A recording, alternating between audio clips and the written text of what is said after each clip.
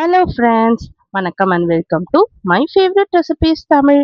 இன்னைக்கு ஒரு சூப்பரான ரெசிபி பார்க்கலாம். இந்த வெயிலுக்கு ரொம்ப குளிர்ச்சி தரக்கூடிய கேழ்வரகு கூழ் எப்படி செய்து பார்க்கலாம். சாப்பிட்றதுக்கு செம்ம டேஸ்ட்டாக இருக்கும். ஸோ கூழ் எப்படி செய்து பார்க்கலாமா? ஸோ செய்யறதுக்கு நமக்கு கேழ்வரகு மாவு தேவை. ஸோ கடையில் விற்கிற மாவானாலும் நீங்கள் வாங்கிக்கலாம், இல்லை வீட்லேயே அரைக்கிறதுனாலும் அரைச்சி வச்சுக்கோங்க. ஸோ இந்த வெயிலுக்கு ரொம்ப ஹெல்தியான இந்த கேழ்வரகு கூழை கண்டிப்பாக செஞ்சு சாப்பிட்டு பாருங்க. இப்போ வாங்க எப்படி செய்து பார்க்கலாம். ஒரு பாத்திரம் வச்சுக்கலாம். அதில் ஒரு 2 கப் அளவு கேழ்வரகு மாவு போட்டுக்கோங்க. அதாவது ஒரு 200 கிராம் அளவில் கேழ்வரகு மாவு நம்ம சேர்த்துக்கலாம். சேர்த்துட்டு இதில் அதே கப்பால் ஒரு 2 கப் அளவு தண்ணி ஊற்றிக்கோங்க. தண்ணி ஊற்றி இதை நல்லா கலந்துட்டு இதை அப்படியே வச்சிருங்க. இது ஒரு 8 மணி நேரத்துக்கு நல்லா புளிக்கணும். நம்ம அப்பயே செஞ்சோன்னா நல்லா இருக்காது, குளிர்ச்சியாக இருக்காது நம்ம குடிக்கிறதுக்கும். நம்ம ஊற வச்சு நல்லா அதை சாப்பிடும்போது தான் நம்ம உடம்புக்கு நல்லா குளிர்ச்சி கொடுக்கும். அதனால ஒரு 8 மணி நேரம் நம்ம ஊற வச்சிடலாம். இப்போ அரிசி ஒரு 1/4 கப் அளவு எடுத்துக்கோங்க.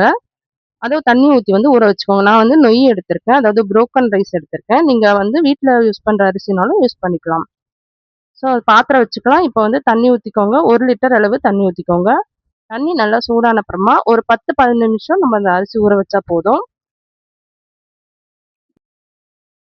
இப்போ பாருங்க, தண்ணி நல்லா கொதிக்க ஆரம்பிச்சிருச்சு.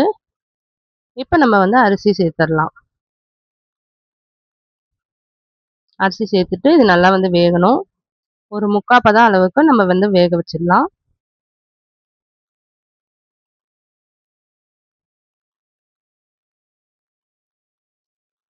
பாருங்க, நல்லா கொதிக்க ஆரம்பிச்சிருச்சு. நல்லா வெந்துருச்சு. இப்போ நம்ம கையில் வெந்துருச்சான்னு பார்த்துடலாம்.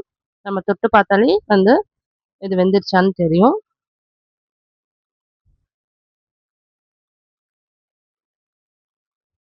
இப்போ ஒரு 3/4 பதம் வெந்துருச்சு. இப்போ நம்ம ஒரு 8 ஹவர்ஸ் ஊற வச்சிருக்கோம் இல்லையா கேழ்வரகு மாவு, பாருங்க நல்லா புளிச்சு வந்துருச்சு. இதை நம்ம அந்த அரிசி வேகிறதுல நமக்கு ஊற்றிடலாம். ஊற்றிட்டு இது நல்லா கிளறி விடுங்க. கை விடாமல் கொஞ்சம் நேரம் கிளறி விடுங்க. ஒரு 2 நிமிஷம் நல்லா கலந்து விட்டுட்டு லோ ஃப்ளேமில் வச்சிட்டோம்னா அது பாட்டுட்டு வெந்துடும். ஒரு 15லேருந்து ஒரு 20 நிமிஷத்துக்கு நல்லா வேகணும். ஸோ கலர் நல்லா சேஞ்ச் ஆகும். நம்மளுக்கு நல்லா டிஃப்ரென்ஸ் தெரியும். ஸோ அந்த டைமில் நம்ம ஸ்டவ் ஆஃப் பண்ணிடலாம். இது நல்லா கலந்து விடுங்க. இப்போ பாருங்க, நல்லா இந்த கன்சிஸ்டன்சியில் இருக்குது. கலரும் லைட்டாக இருக்குது. ஸோ இது வெந்த அப்புறமா நல்லா கலர் டிஃப்ரென்ஸ் தெரியும். ஸோ அந்த டைமில் நம்ம ஸ்டவ் ஆஃப் பண்ணிடலாம். இது நல்லா வேகட்டும். ஒரு 20 நிமிஷத்துக்கு லோ ஃப்ளேமில் வச்சு விட்டுருங்க. அப்பப்போ கிளறி விடுங்க. பாருங்க, கலர் நல்லா சேஞ்ச் ஆயிருக்கு. இன்னும் கொஞ்சம் நேரம் இருக்கட்டும். இருந்தப்புறம் நம்ம ஸ்டவ் ஆஃப் பண்ணிடலாம். ஸோ இப்போ மூடி போட்டு இது அப்படியே இன்னும் ஒரு 8 ஹவர்ஸ் நம்ம விட்டுறணும். நம்ம ஈவினிங் செஞ்சோம்னா அடுத்த நாள் காலையில் தான் நம்ம இந்த கூழ் குடிக்க முடியும். கொஞ்ச நேரம் அது நல்லா புளிக்கணும். இப்போ நம்ம அடுத்த நாள் காலையில் நைட்டு செஞ்சு வச்சுட்டோம். அடுத்த நாள் காலையில் நம்ம கூழ் எப்படி செய்து பார்க்கலாம். ஸோ அதில் நமக்கு எந்த அளவுக்கு தேவையோ அந்த அளவுக்கு எடுத்துக்கோங்க.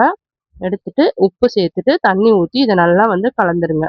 நம்ம எந்த கன்சிஸ்டன்சிக்கு குடிக்க போகிறோமோ அந்த கன்சிஸ்டன்சி அளவுக்கு தண்ணி ஊற்றிக்கோங்க. பாருங்க, இப்போ லாஸ்ட்டாக தயிர் சேர்த்துக்கலாம். தயிர் சேர்த்துட்டு இது நல்லா கலந்து விட்டுட்டு நம்ம இது தொட்டுக்கிறதுக்கு மாங்காய், சின்ன வெங்காயம், பச்சை மிளகாய் எது வேணாலும் யூஸ் பண்ணிக்கலாம். நல்லா டேஸ்ட்டாக இருக்கும் குடிக்கிறதுக்கு. ரொம்ப குளிர்ச்சி தரக்கூடிய இந்த கேழ்வரகு கூழை இந்த வெயிலுக்கு நீங்கள் செஞ்சு சாப்பிட்டு பாருங்கள். உடம்புக்கு ரொம்ப நல்லது. வீக்லி ட்வைஸாவது நீங்கள் குடிச்சு பாருங்கள். நல்ல ரிசல்ட் தெரியும். பாடி ஹீட்டை கம்மி பண்ணும். ஸோ நீங்களும் ட்ரை பண்ணி பாருங்கள். ட்ரை பண்ணிவிட்டு எப்படி இருந்ததுன்னு கமெண்ட் பண்ணுங்கள். இந்த வீடியோ உங்களுக்கு பிடிச்சதுன்னா நம்ம channel my favourite recipes Tamil subscribe பண்ணிக்கோங்க, லைக் பண்ணுங்கள், ஷேர் பண்ணுங்கள். தேங்க்யூ ஃபார் வாட்சிங்.